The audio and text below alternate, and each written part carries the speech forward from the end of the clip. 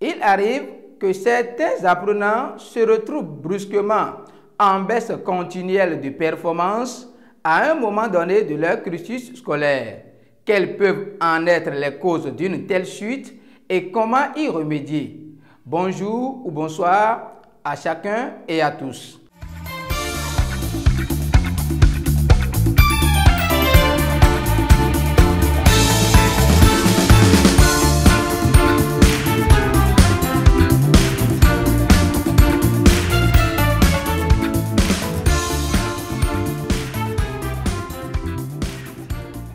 Dans cette vidéo, je vous présente les facteurs pédagogiques qui expliquent les difficultés scolaires observées chez un certain nombre d'apprenants.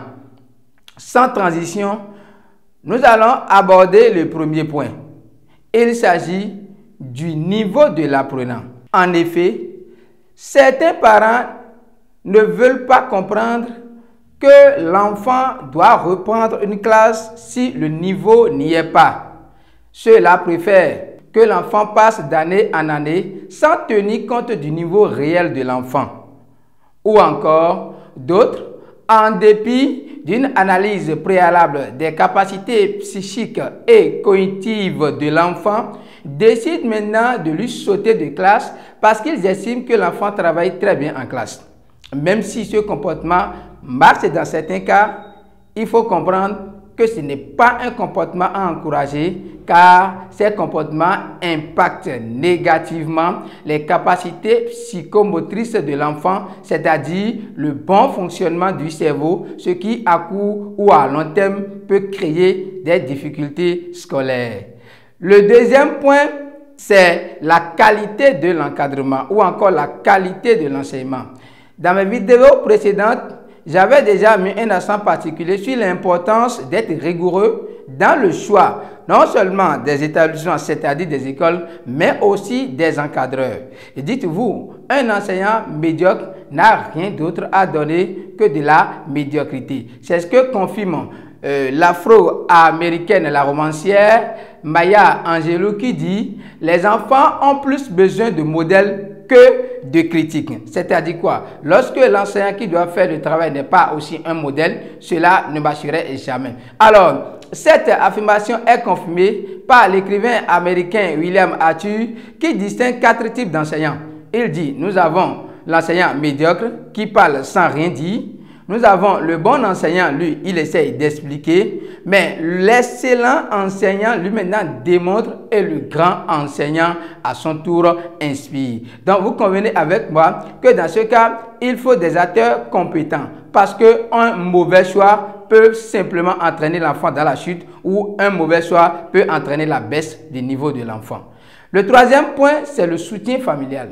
Le soutien familial est un élément, est un pilier fondamental de la réussite. Lorsque nous avons une communication ouverte entre le parent et l'enfant, ou encore entre l'enseignant et le parent, les résultats sont forcément au rendez-vous et la réussite est au rendez-vous. En l'absence de tout soutien ou à un moment de rupture de soutien, on remarque un désintéressement, ce qui a pour conséquence la baisse du niveau de l'apprenant. Donc, le parent devait tout faire pour maintenir le soutien afin d'accompagner efficacement l'enfant dans l'atteinte de ses objectifs. Un manque de soutien ou l'absence ou la rupture de tout soutien peut être à la base des mauvais résultats ou des difficultés scolaires de l'apprenant. Le quatrième et dernier point, c'est le choix des séries. Alors, le choix d'une série est un long processus qui doit tenir compte non seulement de la volonté des parents et de l'apprenant, mais aussi et surtout des capacités psychiques et cognitives de l'apprenant. Alors, lorsque ce choix se fait de façon unilatérale, par exemple, lorsque c'est le papa qui réussit à convaincre l'enfant ou qui impose le choix d'une série à son enfant, ou encore c'est l'apprenant qui, pour une raison ou une autre, fait son choix sans tenir compte de ses capacités intellectuelles, il se crée maintenant une contradiction entre la personne intellectuelle de cet enfant et les exigences de cette matière, ce qui bloque maintenant le développement cognitif de l'enfant et crée maintenant des difficultés à court terme ou à long terme. Alors, retenez bien ceci, le choix d'une série doit être confié à un spécialiste, à une personne qui se connaît véritablement, parce que ce choix tient compte d'un certain nombre de paramètres et est surtout déterminant de l'orientation que vous devez donner à l'enfant dans la vie active.